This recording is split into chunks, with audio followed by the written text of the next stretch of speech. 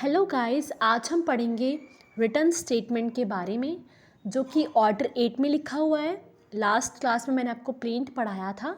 Return statement basically defendant issue करता है in response to the plaint. Okay, तो इसके आपके ऑर्डर 28 है जिसके रूल्स हैं कुछ। तो रूल 1 देखते हैं। ये बोलता है कि रिटर्न स्टेटमेंट को आपको टाइम पर देना है। आपके पास 30 डेज़ हैं समन्स रिसीव करने के, जो कि एक्सटेंड हो सकते हैं 90 डेज़ तक। तो आपको उस टाइम पीरियड में इशू करना होगा रिटर्न स्टेटमेंट को। ओके, फिर आता है रूल 2। ये बात करता है कि अगर कोई नया फैक्ट इमर्ज होकर आया है जिससे आपको लगता है कि ये सूट जो है वो मेंटेनेबल नहीं है, या फिर इसका जो ट्रांजैक्शन है वो वॉइड है, या फिर ग्राउंड जो है वो फ्रॉड और लिमिटेशन का है, तो वो आप डिनाई कर सकते हो। बट आपको ध्यान रखना है रूल 3 और रूल 4 के अंदर कि आप जनरल डिनाइल नहीं करोगे, हर एक चीज़ को डिनाई नहीं कर सकते आप, और ना ही इवेसिव डिनाइल करोगे। मतलब आपका मैक्सिमम एम होगा कि आप उस पर्सन को न्याय दिलाओ और जितनी चीज़ आप इंक्लूड कर सकते हो वो इंक्लूड करो। ओके, फिर आता है रूल 5। वो बात करता है कि अगर कोई डिनाइल नहीं हुआ है तो आप मान लोगे कि हाँ वो चीज़ एडमिट हो गई है। अब रूल 5 के बाद मैं आपको रूल 6 पे लेके जाती हूँ जिसमें सेट ऑफ लिखा है। आप इसमें ऑर्डर 20 को रेफ़र कर सकते हो। मैं आपको रूल 6 के सारे क्लॉज बता देती हूँ एक बार।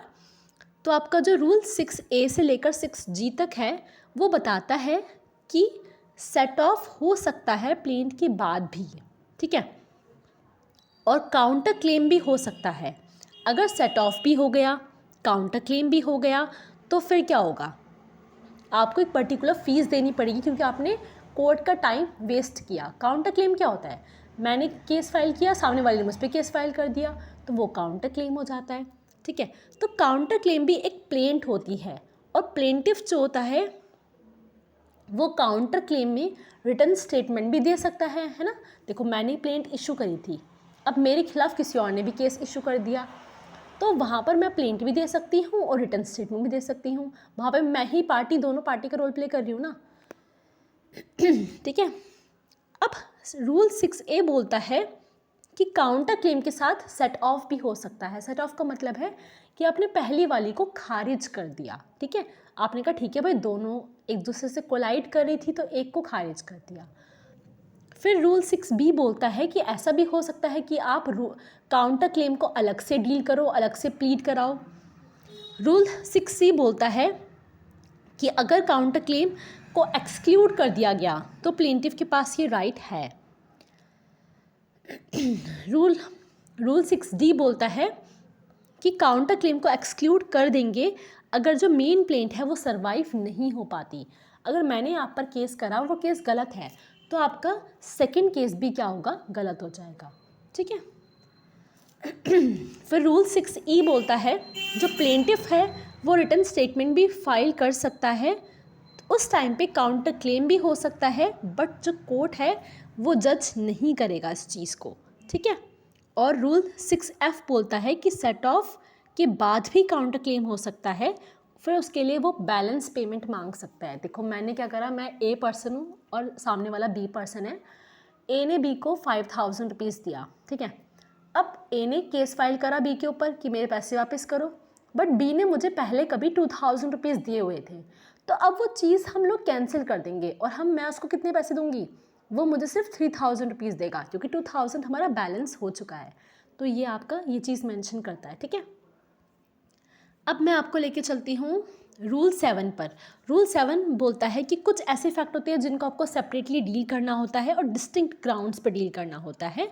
और रूल 8 बात करता है कि अगर आपको नया एविडेंस मिलेगा तो उस केस में जो सूट होता है वो स्टेटमेंट बन जाता है। ये लाइन बहुत इंपॉर्टेंट है, ये एग्ज़ाम में आ सकती है। ओके, अब आता है रूल 9। रूल 9 बोलता है कि कोई सब्सिक्वेंट प्लीडिंग्स नहीं होंगी, बस आपके पास सेट ऑफ, काउंटर क्लेम और कुछ कोर्ट की परमिशन के साथ आपके पास कुछ ऑप्शंस होते हैं सब्सिक्वेंट प्लीडिंग्स के, अदरवाइज नहीं होते। सॉरी। रूल 10 बोलता है कि अगर रिटर्न स्टेटमेंट फाइल नहीं हुआ तो जो कोर्ट होगी वो डिक्री पास कर देगी। सॉरी, ओके तो क्या हुआ था कि कोर्ट ने आपका वेट करा कि आप रिटर्न स्टेटमेंट फाइल करोगे, बट आपने नहीं करा, तो कोर्ट अपना डिग्री पास कर देगी, वो और ज़्यादा वेट नहीं कर सकती। ओके, आई थिंक सारे रूल्स कवर हो गए हम लोगों के। एंड ये आपको ऐसे एग्ज़ाम में लिख के आना है जो आपके सेमेस्टर एग्ज़ाम्स होते हैं, एंड ये बिल्कुल डायरेक्ट क्वेश्चन आ सकता है रिटर्न स्टेटमेंट के ऊपर। आई होप आपको समझ आया होगा, और sorry for disturbance because I am having a cough, तो मुझे थोड़ी दिक्कत हो रही है बोलने में, बट आई विल ट्राई कि आगे से ऐसा डिस्टर्बेंस ना हो। Okay, till then bye bye, take care, वंदे मातरम।